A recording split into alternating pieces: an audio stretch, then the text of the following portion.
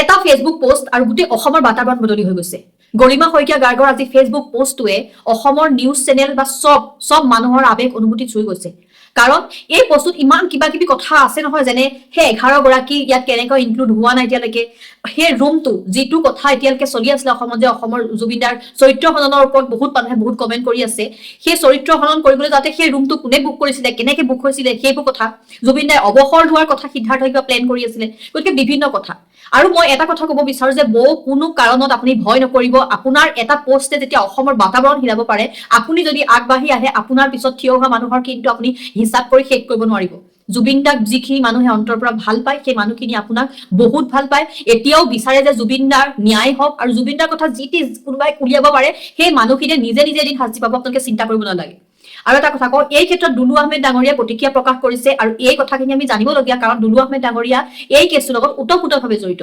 সেইকাৰণে আমি শুনো আহক দুলু আহমেদ ডাঙৰীয়াইনো এই পোষ্টটোৰ পিছত কি প্ৰতিক্ৰিয়া প্ৰকাশ কৰিছে। নমস্কাৰ। বিষয়টো খুব গুৰুত্বপূৰ্ণভাৱে ধৰি লওক ফেচবুক লাইভত আহিবলগীয়া হ'ল। মই ফেচবুক লাইভ অৱশ্যে খুব কম কৰোঁ, নকৰা বুলি ক'লেও ভুল নহয়, কিন্তু যিহেতু আজিৰ বিষয়টো খুব অতিকৈ গুৰুত্বপূৰ্ণ, আৰু যাৰ বাবে কিছু কথা ফেচবুক লাইভৰ জৰিয়তে অসমৰ ৰাইজে হওক বা আমাৰ জুবিন অনুৰাগীসকলে সকলোকে অৱগত কৰিলোঁ। খন্তেক সময় আগতে প্ৰায় এঘণ্টা পূৰ্বে মই এটা বাতৰি পালোঁ, আৰু আমাৰ জুবিন গাৰ্গৰ পত্নী গৰিমা গাৰ্গ ডাঙৰীয়ানীৰ এটা ফেচবুক পোষ্ট পালোঁ। তাত গৰিমা গাৰ্গ ডাঙৰীয়ানীয়ে বিভিন্ন ধৰণৰ কিছুমান জুবিন গাৰ্গৰ হত্যাৰ গোচৰলৈ কথা কিছুমান কৈছে। এতিয়া কথাটো হ'ল, যিখিনি কথা গৰিমা গাৰ্গ ডাঙৰীয়ানীয়ে ক'লে, মই প্ৰতিটো কথাই পঢ়িলোঁ, সংবাদ মাধ্যমতো চালোঁ। তাত মোৰ এটা কথা ভাল লাগিল, যিটো কথা ময়ো কৈ আহিছোঁ বহুত দিন আগৰ পৰা, যে জুবিন গাৰ্গৰ হত্যাৰ গোচৰৰ লগত অসমত 5 গৰাকী হত্যাকাৰী বুলি চাৰ্জশ্বিটত নাম আহিল।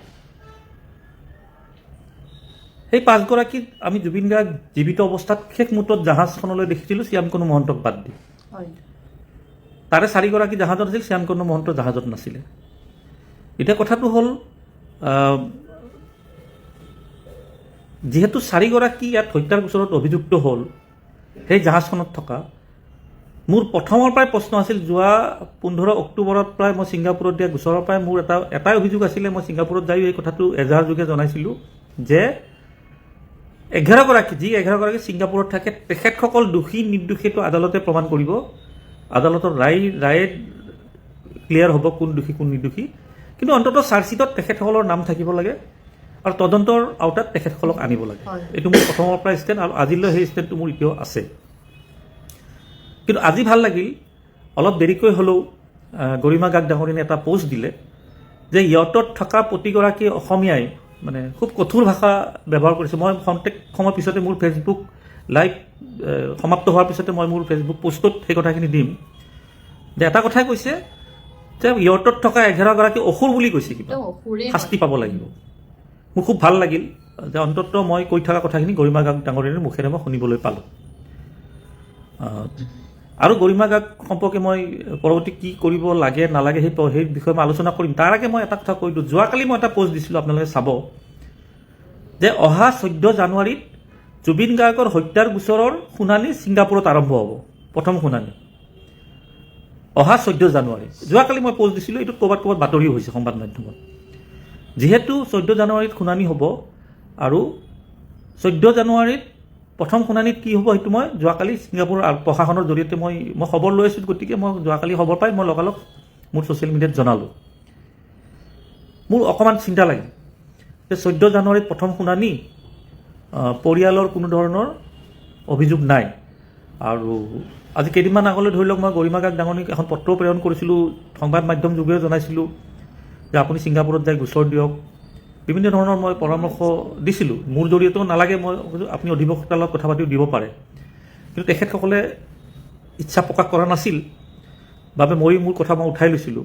কিন্তু আজি যেতিয়া ফেচবুক পোষ্টটো পালোঁ, মই আকৌ এবাৰ তেওঁক অনুৰোধ কৰিব বিচাৰিছোঁ। অনুৰোধ কৰাৰ পূৰ্বে মই এটা কথা অসমৰ ৰাইজক ক'ব লাগিব, আজি ৰাতিপুৱা জুবিন গাৰ্গৰ পৰিয়ালৰ লোক তিনিচুকীয়াত থাকে, খুৰায়েকৰ ল'ৰা হওক, মোৰ লগত চিনাকিও আছে। মই ৰাতিপুৱা, মই টাইমটো কৈ দিব পাৰিম, মই নিজে ফোন কৰিছোঁ যে 14 তাৰিখৰ পৰা, এইটো আজি ৰাতিপুৱাৰ কথা, গৰিমা গাৰ্গ ডাঙৰীয়াৰ পোষ্টটো হৈ গ'ল এতিয়া দিছিলে, মই ৰাতিপুৱা তেওঁক ক'লোঁ যে নামটো কৈ দিওঁ, জুবিন গাৰ্গৰ খুৰায়েক ল'ৰা শংকৰ, তেওঁৰ লগত ৰাতিপুৱা কথা হৈছিল। মই ক'লোঁ, শংকৰ তুমি পৰিয়ালৰ লোকৰ লগত কথা পাতা, গৰিমা গাৰ্গ হওক বা জুবিন গাৰ্গৰ পিতৃয়ে হওক বা কোনোবা ভাতৃয়ে হওক, তেজৰ সম্পৰ্ক থকা কোনোবাই 14 তাৰিখৰ শুনানিত থাকিলে ভাল হয়। তেওঁ পাতিম বুলি ক'লে, হয়তো পাতিছে নাই পাতা মই পিছত খবৰ ল'ম বাৰু। এইটো ৰাতিপুৱাৰ কথা, আজি ৰাতিপুৱাৰ কথা। কিন্তু গৰিমা গাৰ্গ ডাঙৰীয়ে যেতিয়া গধূলি পোষ্টটো পালোঁ, মই আকৌ তেখেতক যোগাযোগ কৰিছোঁ যে মই কোৱা কথাখিনি আজি গৰিমা গাৰ্গ ডাঙৰীয়ানীয়ে নিজৰ ফেচবুকত ক'লে যে ছিংগাপুৰত থকা 111গৰাকী অসুৰেও শাস্তি পাব লাগিব। তো মই ক'লোঁ, তুমি ইমিডিয়েট কথা পাতা। ইতিমধ্যে মই ছিংগাপুৰ আৰক্ষীয়ে হওক বা মোৰ অধিবক্তাই হওক, মই কথা পাতিছোঁ যে পৰিয়ালৰ লোক যদি কিবা কাৰণত এই 14 তাৰিখে হ'বলগীয়া গোচৰত থাকিম বুলি ভাবে, এইটো খুব গুৰুত্বপূৰ্ণ কথা। গৰিমা গাৰ্গ ডাঙৰীয়ানীক নিশ্চয় অসমৰ ৰাইজে এই কথাটো মোৰ ফেচবুক লাইভত মই যিখিনি কথা কৈছোঁ সকলোৱে জানে, অৱগত কৰে, মইতো কৰিমেই, আপোনালোকক অৱগত কৰক যে জুবিন গাৰ্গৰ পত্নী গৰিমা গাৰ্গ ডাঙৰীয়াই ছিংগাপুৰত যাব নালাগে। তেখেতে যদি ইচ্ছা কৰে, আজি যিধৰণে তেখেতে পোষ্টটো দিলে যে 11গৰাকী অসুৰক শাস্তি দিব লাগিব, শাস্তিটো আমি ইয়াত সংবাদ মাধ্যমৰ বা মোবাইলত কৈ থাকিলে শাস্তিটো নহ'ব। তেওঁ সেই গোচৰত, মানে গৰিমা গাৰ্গ ডাঙৰীয়ানীক কৈছোঁ, বা জুবিন গাৰ্গৰ পিতৃ বা জুবিন গাৰ্গৰ ভাতৃ, মানে পৰিয়ালৰ যিকোনো এগৰাকী লোকে ছিংগাপুৰ আৰক্ষীৰ লগত ভিডিঅ' কনফাৰেন্স যোগে মই অভিযোগ দিয়াৰ ব্যৱস্থা কৰি দিব পাৰিম। তাত যাব নালাগে, ভিছাও ল'ব নালাগে, কষ্টও কৰিব নালাগে। হয়তো যদি ইচ্ছা কৰে যে প্ৰথমে ভিডিঅ' কনফাৰেন্স যোগে নিজৰ কথাখিনি ক'ব, তাৰপিছত যদি কেতিয়াবা প্ৰয়োজন হয় ছিংগাপুৰত তেওঁলোকে যাব ইচ্ছা কৰিলে যাব পাৰে বা নাযাব পাৰে। আৰু যদি মোৰ কথাখিনি তেখেতে ভাবে যে দুলু আহমেদে কথাখিনি ৰাইট কথা কৈছে আৰু মোৰ যদি তাত সহযোগ লাগে, গোটেইখিনি ব্যৱস্থা মই কৰাই দিম। ঘৰৰ পৰাই গৈ তেওঁ ক'তো যাব নালাগে, গুৱাহাটীৰ পৰাই হওক বা তেখেতে য'ত স্থান দিয়ে তাৰে পৰা মই ছিংগাপুৰ পুলিচৰ লগত 14 তাৰিখে যিটো গোচৰৰ শুনানি আৰম্ভ হ'ব, সেই গোচৰৰ শুনানিৰ আৰম্ভৰ পূৰ্বে পুলিচৰ লগত মই যোগাযোগ কৰাই দিব পাৰিম।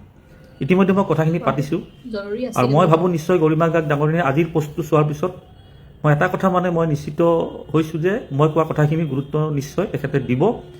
আৰু অসমৰ ৰাইজকো মই অৱগত কৰিছোঁ যে আপোনালোকেও সকলোৱে ৰিকুৱেষ্ট কৰক যে মই আগতে কৈছিলোঁ ছিংগাপুৰ যাই গোচৰ দিব লাগিব, এতিয়া নালাগে ছিংগাপুৰ, কাৰণ তদন্ত প্ৰক্ৰিয়া 14 জানুৱাৰীৰ আগত সমাপ্ত হ'ব ছিংগাপুৰত, তাৰপিছত আদালতত চলিব।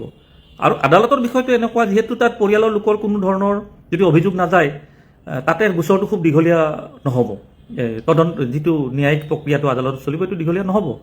সেইকাৰণে মই ভাবোঁ যে সময় হাতত খুব কম। মই এতিয়া মোৰ ফেচবুক পোষ্টটো মই গৰিমা গাৰ্গ ডাঙৰীয়ানীক জনাম যে আপুনি যিটো আৱেগিক হয় আজি কথাখিনি কৈছে, এই সময়টো কিন্তু 14 জানুৱাৰীৰ পিছত উভতি নাহিব।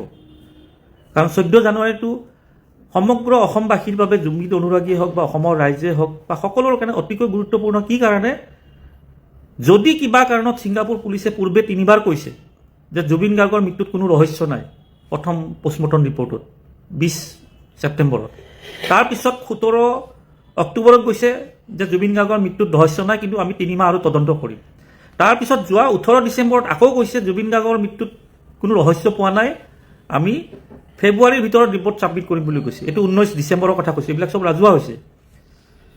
যোৱাকালি আৰক্ষীৰ লগত কথা পতাত মই গম পালোঁ যে 14 জানুৱাৰীত প্ৰথম শুনানি হ'ব। গতিকে এই প্ৰথম শুনানি বা দ্বিতীয় শুনানিত যদি সেই একেটাই কথা কৈ দিয়ে ছিংগাপুৰ প্ৰশাসনে বা ছিংগাপুৰ আদালতে যে জুবিন গাৰ্গৰ মৃত্যুৰ কোনো ৰহস্য নাই বুলি, সাধাৰণ স্বাভাৱিক মৃত্যু বুলি কয়, তেতিয়াহ'লে সেই ছিংগাপুৰৰ যিটো আদালতৰ নিৰ্দেশ হ'ব বা পুলিচৰ যিটো ৰিপৰ্ট হ'ব, সেই ৰিপৰ্টৰ জৰিয়তে অসমত যি 5গৰাকী অভিযুক্ত হৈছিলে, জেলত আছে, সেই সকলোৰ এটা বাছি যোৱাৰ সম্ভাৱনা এটা থাকিব। গতিকে আমি কেৱল ছিংগাপুৰৰ 11গৰাকী নহয়, অসমত গ্ৰেপ্তাৰ হোৱা 5গৰাকীকো যাতে সমানে সমানে আইনৰ আওতাত ৰাখিব পাৰোঁ, তাৰ বাবে ছিংগাপুৰৰ গোচৰটো আমাৰ অতি অতি অতি জৰুৰী। গোচৰটো আকৌ মই কৈ আছোঁ, কাৰণ আইনৰ কথা কিছু পৰিমাণে হ'লেও আমি জানো। কাৰণ জুবিন গাৰ্গৰ মৃত্যু হৈছে, হত্যা হৈছে ছিংগাপুৰত, দোষী সাব্যস্ত কৰিছে CID বিভাগে অসম চৰকাৰৰ ইয়াৰে কোৰ্টত। যেতিয়া আদালতত শুনানিৰ বাবে ট্ৰায়েল চলিব, তেতিয়া নিশ্চয় আদালতে প্ৰশ্ন কৰিব গভৰ্ণমেণ্ট এডভকেটক যে হত্যা ক'ত হৈছিলে, কাৰণ হত্যা বুলিতো চাৰ্জশ্বিট দিয়া হৈছে যে হত্যা হৈছিলে ছিংগাপুৰত। ছিংগাপুৰ পুলিচৰ ৰিপৰ্ট কি, ছিংগাপুৰৰ আদালতে কি ৰায় দিছে, এই দুটা ৰায় যদি জুবিন গাৰ্গৰ মৃত্যু সাধাৰণ বুলি কয়, তেতিয়া ইয়াৰে জাজমেণ্টটো কি হ'ব মই নক'লোঁ, সকলোৱে জানে। আৰু এটা কথা, জুবিন গাৰ্গৰ পত্নী গৰিমা গাৰ্গ ডাঙৰীয়াই ছিংগাপুৰৰ গোচৰটোত ইয়াৰে পৰা যদি ভিডিঅ' কনফাৰেন্স যোগে পুলিচৰ লগত কথা পাতি কয় যে মই সেই গোচৰটোত মোৰ ক'বলগীয়া আছে বুলি, তেতিয়া এটা কথা ভাল হ'ব গুৰুত্বটো বাঢ়ি যায় আদালতৰ আৰু পুলিচ প্ৰশাসনৰ, মই ছিংগাপুৰৰ কথা কৈছোঁ, প্ৰতিটো পদক্ষেপ পৰিয়ালৰ লোকে গম পাই থাকিব যে জুবিন গাৰ্গৰ ইয়াৰ্ডখনত কোনে লৈ গৈছিলে, যিটো আজি গৰিমা গাৰ্গ ডাঙৰীয়াই কৈছে 11গৰাকীৰ কথা কৈছে, বিৰুদ্ধেই কৈছে। সেই 11গৰাকী কোনখন গাড়ীত লৈ গৈছে, কোনটো পাৰ্কিঙত লৈছে, কোনখন জাহাজত লৈ গৈছে, 75 মিনিট কিয় পেলাই থৈ দিলে, ৰাতিপুৱা কিয় মদ খাব দিলে, ৰাতিপুৱা কিয় গাহৰি মাংস খাব দিলে, বিনা জেকেটত কিয় সাগৰত নমাই দিলে, 126 মিটাৰ কিয় বিনা জেকেটত চুইমিং কৰিব দিলে, তাৰ কাৰণেতো 16গৰাকী দায়ী। গতিকে এই 16গৰাকী মই ভাবোঁ 5গৰাকীটো গ্ৰেপ্তাৰ হৈছেই, বাকী 11গৰাকী যাতে ভৱিষ্যতত, মই আজি পষ্টটোৰ ওপৰত ভিত্তি কৰি কৈছোঁ, আজি যদি গৰিমা গাৰ্গ ডাঙৰীয়াৰ মই পষ্টটো নাপালোঁ হয় তেনেহ'লে মই অনুৰোধটো নকৰিলোঁ হয়। যিহেতু পষ্টটো পাইছোঁ আৰু খুব আৱেগিকভাৱে কৈছে, মই তেওঁক 2-এটা পৰামৰ্শ যদি মই ফেচবুক লাইভ যোগেও দিওঁ, মই সৰু হৈ যোৱাটো নুবুজায়, কাৰণ অসমৰ ৰাইজৰ আৱেগ জড়িত হৈ আছে। আৰু এই সময়টো 14 জানুৱাৰীটো খুব গুৰুত্বপূৰ্ণ। এইটোৰ কাৰণে গুৰুত্বপূৰ্ণ যে এই 14 জানুৱাৰীটো কিন্তু পিছত আৰু ঘূৰি নাহিব। সেইবাবে মই অনুৰোধ কৰিছোঁ যে ছিংগাপুৰৰ আদালতত যেতিয়ালৈ গোচৰটো চলিব তেতিয়ালৈ পৰিয়ালৰ যিকোনো, মই কোৱা নাই গৰিমা গাৰ্গ ডাঙৰীয়া আহিব লাগে বুলি, বা পিতৃৰ জৰিয়তে হওক বা ভাতৃৰ জৰিয়তে হওক বা কোনোবা পৰিয়ালৰ সদস্য দিওঁ, মই ভিডিঅ' কনফাৰেন্স কৰাৰ ব্যৱস্থা কৰি দিম যাতে দোষীয়ে শাস্তি পায়। আৰু ছিংগাপুৰত চলি থকা ন্যায়িক প্ৰক্ৰিয়াৰ প্ৰতিটো কথা যাতে পৰিয়ালৰ লোকে গম পাই থাকে, মই এইখিনিয়ে কৈছোঁ। আৰু যদি ৰাইজৰ কিবা দিহা পৰামৰ্শ আছে মোক কোৱাৰ বাবে মোকো ক'ব পাৰে। আৰু মই অনুৰোধ কৰিছোঁ অসমৰ ৰাইজক, আপোনালোকে এই বাৰ্তাটি যিমান পাৰে, মই আকৌ কৈছোঁ ছিংগাপুৰ যাব নালাগে, মই সকলো কথা পাতি ঠিক কৰি থৈ দিছোঁ, খালি মই কেৱল সাহস কৰা নাছিলোঁ কেৱল, কিন্তু আজি পষ্টটো হোৱাৰ পাছত মোৰ এটা সাহস আহিল যে নিশ্চয় ছিংগাপুৰত থকা 11গৰাকী প্ৰৱাসী অসমীয়া জুবিন গাৰ্গৰ হত্যাত জড়িত আছে বুলি গৰিমা গাৰ্গ নিশ্চিত হৈছে, যাৰ বাবে তেখেতে অসুৰ বুলি সম্বোধন কৰিছে, যে ছিংগাপুৰত থকা 11গৰাকী অসুৰে শাস্তি পাব লাগে, কঠোৰ শাস্তি পাব লাগে। এইটো ফেচবুক পোষ্ট আৰু মই মিডিয়াৰ হেৰি দি পোৱা কথাখিনিয়ে কৈছোঁ। সেই গতিকে মই আকৌ হাতযোৰ কৰিছোঁ গৰিমা গাৰ্গ ডাঙৰীয়ানী, আপুনি মোক যদি যোগাযোগ কৰিব কিবা অসুবিধাও পায়, নালাগে মোক কৰিব, আপুনি ভালদৰে অধিবক্তাৰ লগত পাতক, আপোনালোকৰ ঘৰুৱা অধিবক্তাও আছে, ভাল পৰামৰ্শদাতাও আছে, পাতক। পাতি যদি মোৰ প্ৰয়োজন বুলি ভাবে ছিংগাপুৰ আৰক্ষীৰ লগত ভিডিঅ' কনফাৰেন্স যোগে আপোনাক কথা পতাই দিয়া, মই নিশ্চয় অসমৰ ৰাইজক প্ৰতিশ্ৰুতি দিছোঁ, আপোনাক প্ৰতিশ্ৰুতি দিছোঁ, মই এইখিনি কৰাই দিব পাৰিম। আৰু যদি আপোনালোকে নিজাববীয়াকৈ কৰিব খোজে আপোনালোকক কৰিব পাৰে। কেৱল মই এটা কথা ক'ব বিচাৰিছোঁ যে 14 জানুৱাৰীটো সময়টো খুব কম, আৰু অসমৰ ৰাইজ সকলোৱে এই মুহূৰ্তলৈ আৱেগিক হৈ আছে। আৰু গৰিমা গাৰ্গ ডাঙৰীয়াৰ আজি পষ্টটো পোৱাৰ পাছত আৰু এটা পৰিৱেশ অন্যফালে গৈছে। গতিকে আমি কেৱল সংবাদ মাধ্যম বা নিজৰ মোবাইলত ফেচবুকত লিখি থাকিলে নহ'ব, কাৰণ ন্যায় প্ৰক্ৰিয়া এইবিলাকত সহায় নকৰে। ন্যায় প্ৰক্ৰিয়া সহায় কৰিব, তাত নিজে আমি অন্তৰ্ভুক্ত হ'ব লাগিব। ইতিমধ্যে মোৰ গোচৰৰ তদন্ত চলিও আছে, মোৰ গোচৰৰো আদালতত শুনানিটোত মই নিজেও গম পাম। কিন্তু এটা সময় এনেকুৱা যাতে নাহে যে ইমানবাৰ কোৱাৰ পিছতো, মইতো কোৱা নাই ছিংগাপুৰ যাই কৰিব লাগে বুলি, মই অধিবক্তাৰ লগতো পাতিছোঁ, কৈছোঁ যে কিবা অকণমান ফৰ্মেলিটিছ আছে, ফৰ্ম চৰ্ম ফিল আপ কৰিব, তেওঁ পঠাই দিব, খালি পৰিয়াললোকে সেইটো এগ্ৰী কৰি স্বাক্ষৰ কৰি ছিংগাপুৰ পুলিচৰ লগত সেই আদালতৰ গোচৰটোত অন্তৰ্ভুক্ত হ'ব পাৰিব। এইখিনি মোৰ অনুৰোধ। আৰু যদি কিবা কাৰোবাৰ পৰামৰ্শ থাকে মোক দিব পাৰে। ধন্যবাদ। প্ৰথমতেতো বহুত বহুত বহুত ধন্যবাদ দুলু আহমেদ ডাঙৰীয়ালৈ, কাৰণ তেওঁ ইমান নিজে গাত পাতি লৈছে।